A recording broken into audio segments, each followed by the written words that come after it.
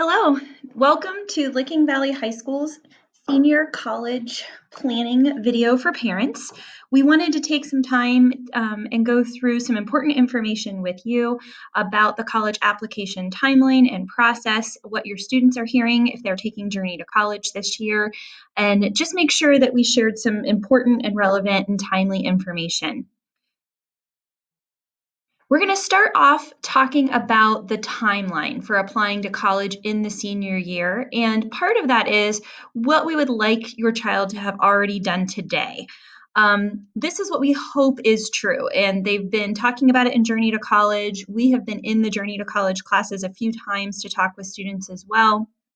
But this gives you a little bit of an idea of where we would like to see students at this point in time if they're planning to apply to four-year colleges. So as of today, we hope students have explored their college options online and through literature, that students have created a list of colleges they're interested in learning more about and are considering applying to. They have a program online called Naviance, which we'll talk more about in a little bit, which they can create a list of schools they're interested in. They can explore colleges through that program. They can pin schools that they want to learn more about. They can directly speak with admissions offices all through that Naviance program. So that's a great place for them to be creating this list and basing a lot of their online exploration. Students have been meeting with college representatives virtually, and this is something that's happening in Journey to College class, but also something that a lot of our students are setting up on their own time to go to schools that maybe they're interested in, but are not coming and sending reps virtually to their classroom. So those things hopefully are happening. Students and parents have visited campuses that they're interested in applying to. Typically at this point, we would be saying in person for sure, and we still think that's a great option if the college is offering in-person visitation. Some are, some aren't. Some have those as limited spots and they're filling up, and so they're now offering virtual visits. But you'll need to visit the college website to figure that out. Either way, it's really important that students do all that they can to explore that campus, whether it's in person or online, so that they can try to determine as best as possible if it's a good fit for them. We also hope that at this point, students and their parents have had that really important conversation about how college is going to be paid for, who is responsible for what, and that everyone is really clear about that plan. This can be a really tough conversation to have in the spring.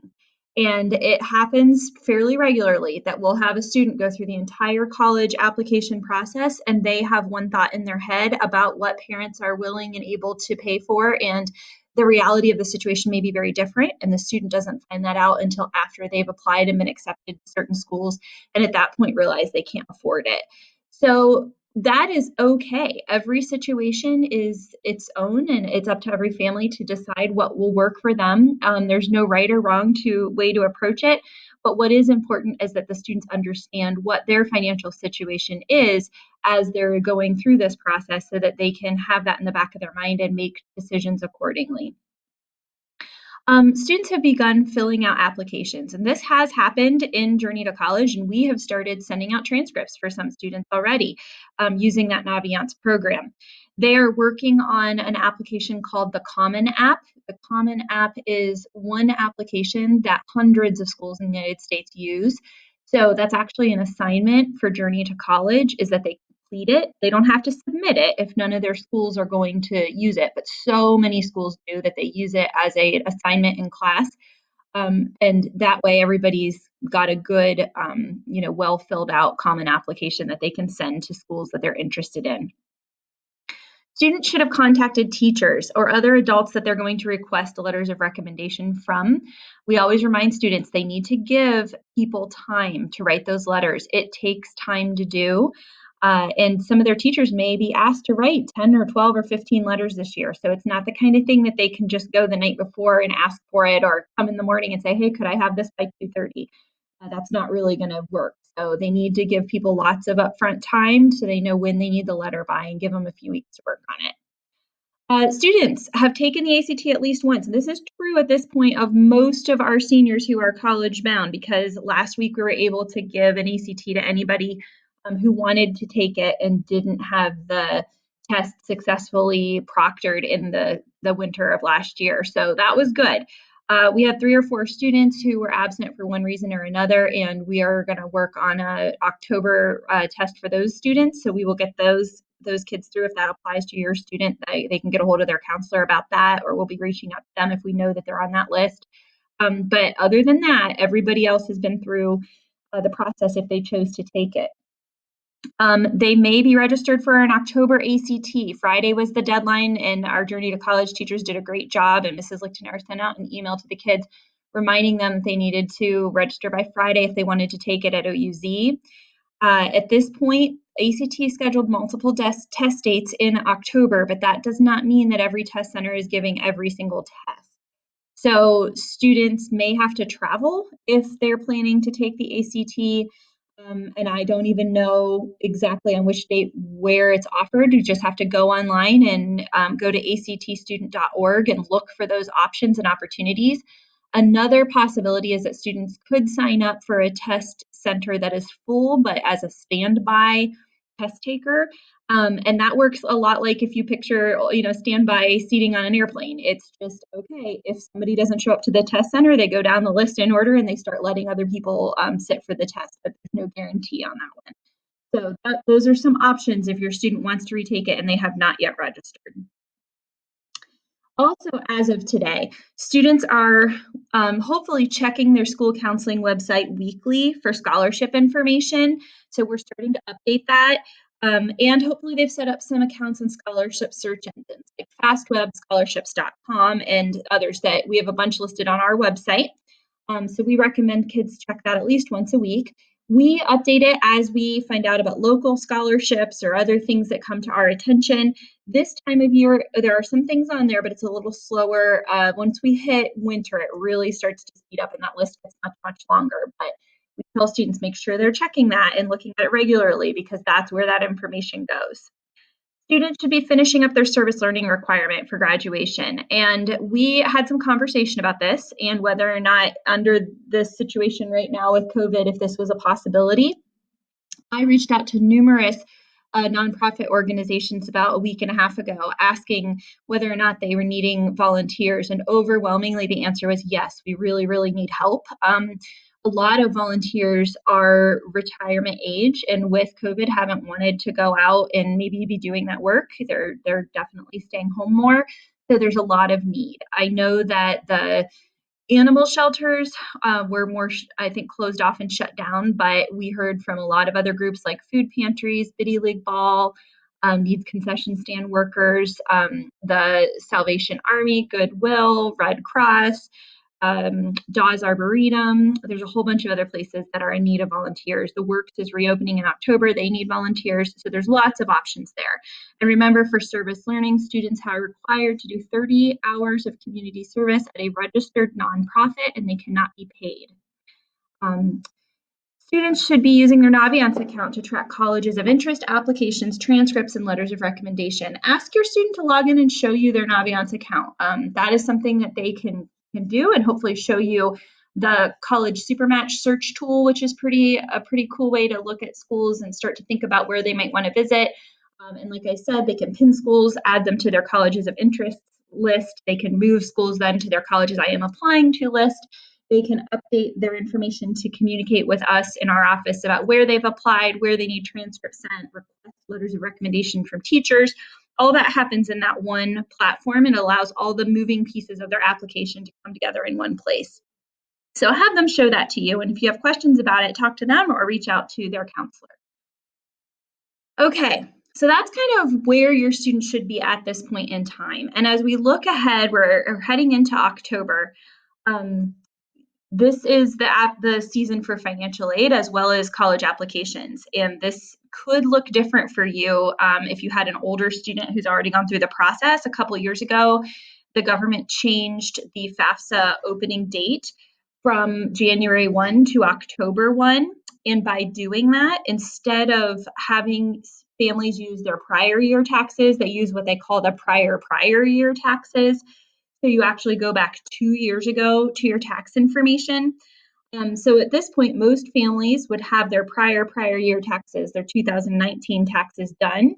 So as soon as that window opens October 1st, you're likely ready to go ahead and get started and not have to, with that January 1st deadline that used to be in place, families had to rush and try to get their taxes done and then try to get everything back in time that they could file the FAFSA. So that stress is kind of gone, which is nice.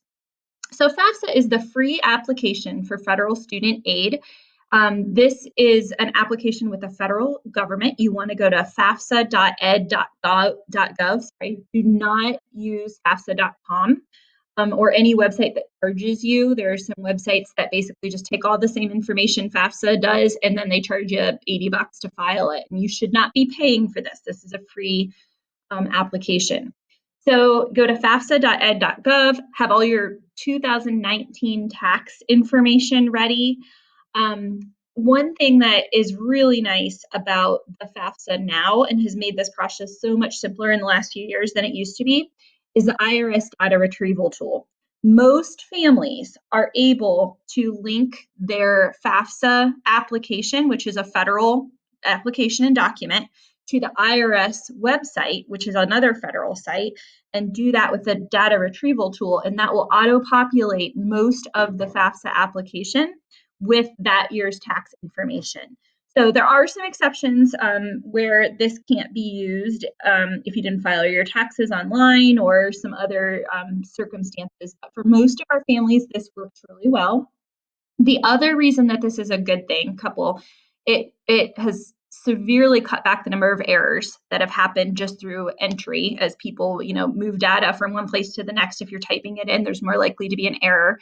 The other thing that's nice about it is there's a process with college financing and in the financial aid office where you could be asked to verify everything that was put on your FAFSA. If you use the IRS data retrieval tool, many schools will count that as your verification because the data came directly from the IRS. It's not something you typed in. And that can save a lot of time and energy gathering paperwork and sending documentations to prove what you put on there is correct. So if you're able to use the data retrieval tool, we recommend it highly. Now, one thing that is important to note, because you're using your 2019 tax information, we understand, and so do colleges and financial aid offices, that your family's income may look very different now than it did 2 years ago. If this is the case for your family, maybe this change in income is due to job loss, divorce, medical debt, etc., then that has to be reported directly to the financial aid office of the colleges that your student is applying to. There's no place on the FAFSA to note that. So that is a separate communication with the university or college your child is applying to. And that's a step I would recommend that your student reach out to them and communicate with them about. And, you can be there to kind of help and support that. But that's an important thing to note because I know for a lot of people in 2 years, the financial situation changes. Mrs. Lichtenauer is putting together informational videos from OAFSA to talk more about financial aid and be sharing that with you. So be on the lookout for that here very soon as well.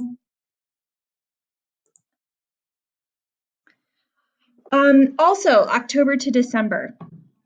We're hoping that students will complete their college visits in person and virtually, that they will retake the ACT and SAT if that is something that they're wanting to do, and make sure that they send their scores to appropriate schools.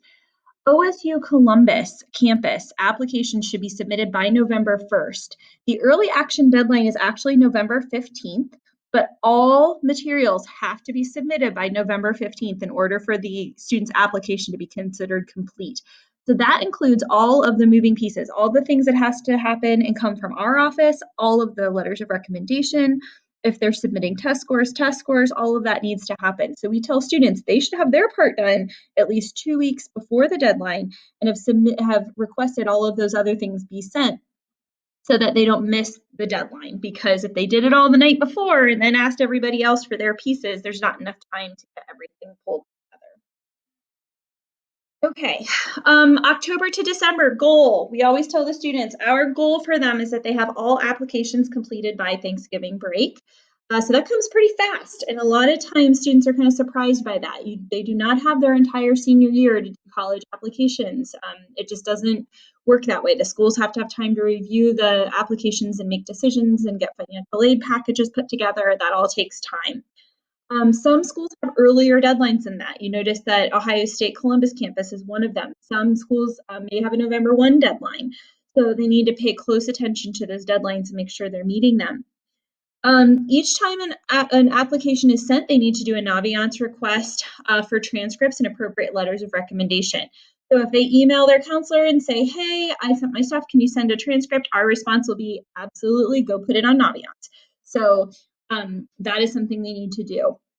We have asked students to give us 2 weeks to get their transcripts in. Oftentimes it is faster than that, especially the later it gets in the season. But each time we create our first profile we send for a student, it can take us 30 minutes to an hour per application to get everything pulled together, right, and fill in all the forms and all the different essay kind of things they want us to respond to on their behalf. And we take that seriously and want to do a good job. So, that isn't something that we can just hit send. It's not just a matter of upload a transcript and send it. There's a whole profile we have to create on the student's behalf. Now, once we've done it one time, then we can just send that off to every school, which is why it actually gets faster the later we get into the season. But right now, we're in the part of the application process where almost everyone we're sending is a first-time applicant. And so we're having to fill all that out. And that's totally fine. We're happy to do it, and we want to do it well, but it just takes time. So we ask the students to plan on, like I said earlier, have their stuff in about 2 weeks ahead of time so that we're nowhere near a deadline and there's nothing to stress about. We also, again, recommend that they continue to apply for scholarships. January through February, if they do have any outstanding applications at that point, they really need to get those wrapped up. If they are asked by any schools to send a 7th semester transcript, so that means that maybe they've been put on a wait list for a school and they're asking them to send their grades at the end of first semester. This is not an automatic thing that happens. They have to tell us that. And so they need to tell their counselor and update it on Naviance. We'll be happy to send it. But if they don't request it from us, we won't know that we need to do it. And then again, continue applying for scholarships, especially this time of year, January and February. We start to see a lot more scholarship information posted. Applications to colleges should be wrapped up. So really, the focus needs to turn to financial aid.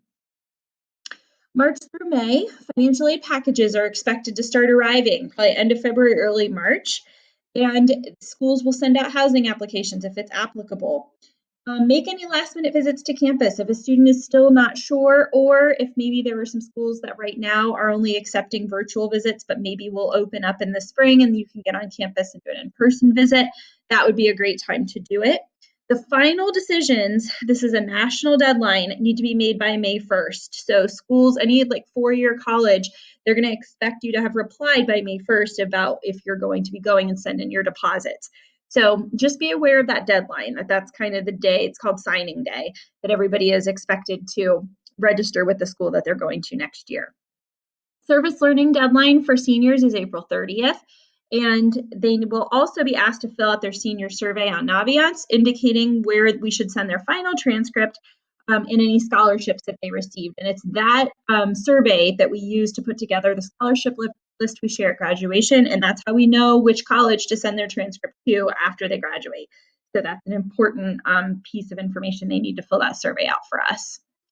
Okay, as far as contacting the counselors, like I said, we are in Journey to College. Occasionally we pop up for questions. Kids come down here and see us, but this is our phone numbers and our emails if you want to check that out. Also, our website, we do our best to update, and our Twitter account, we'll post updates and information on Twitter, so you may want to check that out. Sometimes I get questions about what students are doing in Journey to College. We are so blessed to have this as an option because it's just not something that most schools have. And Ms. McMillan and Mrs. Adkins do a fabulous job with it, and they partner with us and allow us to pop in and out and offer assistance, but they do just incredible work with the students. So students are hearing from college representatives who visit Licking Valley this year virtually. They are receiving time and support to work on college exploration, college applications, essays, and scholarships. We visit the class to answer questions, set up Naviance, present on financial aid, etc. Students are given time to visit the counseling office and ask individual questions. We're going to be going on a group college visit to OSU Newark virtually October 22nd. So that'll be a new experience for all of us. We usually go on a field trip, but it'll be a virtual trip this year. Students complete service learning paperwork in the class, and they spend a lot of time talking about college-related topics and kind of what to expect in the future and how to manage different challenges. Naviance is the program that we use to allow students to explore college and career options, track colleges that they apply to, request and track transcripts and letters of recommendation. We have been in there, help students set up their accounts. We've gone over how to use different exploration tools and how to request transcripts and how to request letters of recommendation. And we are here if students are struggling with any piece of that. We tell them just bring your computer down and we will sit together and we'll figure it out. So if your student needs help with that, please have them see us, and I would encourage you to have them log in and show you what that program looks like. When it comes to the ACT, we talked about this a bit earlier, but there are multiple test dates in October. I know some of them have passed, many of them are full, so this has been an ongoing challenge for some of our students. We had encouraged them to sign up for the OU Zanesville test, but that deadline was on Friday. Students can still go to actstudent.org and see if they can find any locations that they are comfortable traveling to test, or they can register as a standby test taker for a location that is full. And again, we talked about that earlier, but that means that they would register and arrive that morning for testing and hope that a spot opens up. I'm going to talk a little more about ACT and COVID here in a second on our final slide. It's important to note that students who receive free or reduced lunch do get 2 fee waivers in a lifetime to take ACT and SAT, and they just need to come by the counseling office to get that. Also, I didn't mention this earlier, but should have, students who receive free and reduced lunch can get fee waivers for most college applications as well, and that's something that they just work with their counselor to make happen. Finally, for COVID, there have been so many questions from counselors and students and colleges and everybody just about what this year was going to look like for college applications and what this season was going to look like.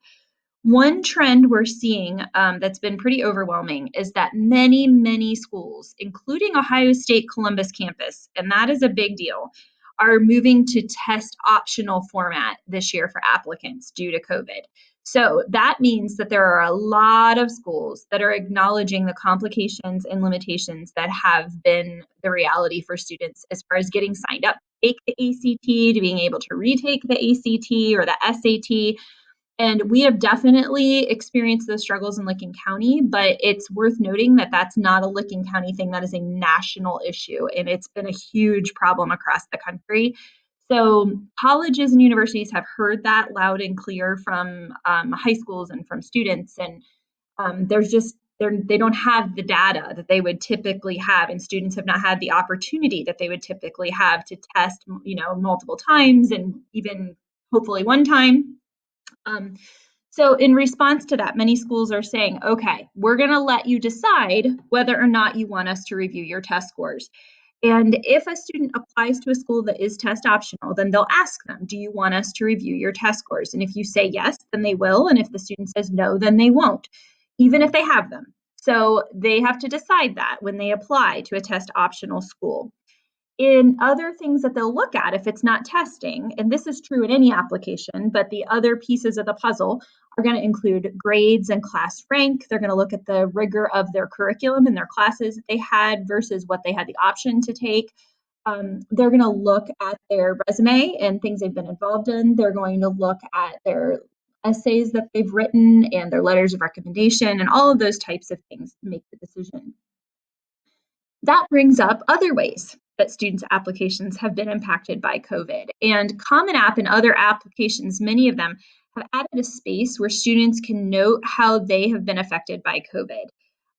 And this is important to give a context for the student's application. And so an example of how a student might have been impacted would be, maybe they were supposed to be captain of the baseball team and the baseball program was canceled last year and they didn't get to do that. And so they knew that they were going to have this leadership opportunity, but it didn't come to fruition. Or maybe they were applying to a music program at the university and they had tried out and they had practiced for the spring musical, and then the musical was canceled. And so they didn't have the actual performance to be able to add to their resume, but they did go through the steps to try to pursue it. And they had achieved being given the part, but they just hadn't actually been able to do it. Those are the kinds of things that colleges want to know to understand kind of how have you been impacted, how have your experiences been impacted. We as a school have to send a profile to the colleges with each student's information that tells them about Licking Valley. And we've updated that profile to include information about our response to COVID both last spring and this fall. So that is in there explaining generally what our school format looked like, grading policies, things like that. So this space really doesn't need to be that general background. It needs to be about how your student was impacted. And then counselors have also been given an opportunity for students, if they're aware of a specific issue and how the student was impacted by COVID. And there's a form that they can fill out for Common App where they can say that and tell the school. So we've told the kids in Journey to College, if you've been impacted in a specific way and you want your counselor to be able to speak to that, you need to reach out to your counselor and let us know. So hopefully this gives you some general ideas and information about this timeline, this process this year, the supports that are in place for your student. And we hope that you'll reach out to us if you have questions and encourage your student to do so as well. We enjoy working with families through this process. And even though it can be a little crazy and stressful, even under normal times, it can still be a lot of fun. So we're here if you need us. Please be on the lookout for information about financial aid as it comes from Courtney Lichtenauer, and we will talk to you soon. Thanks so much.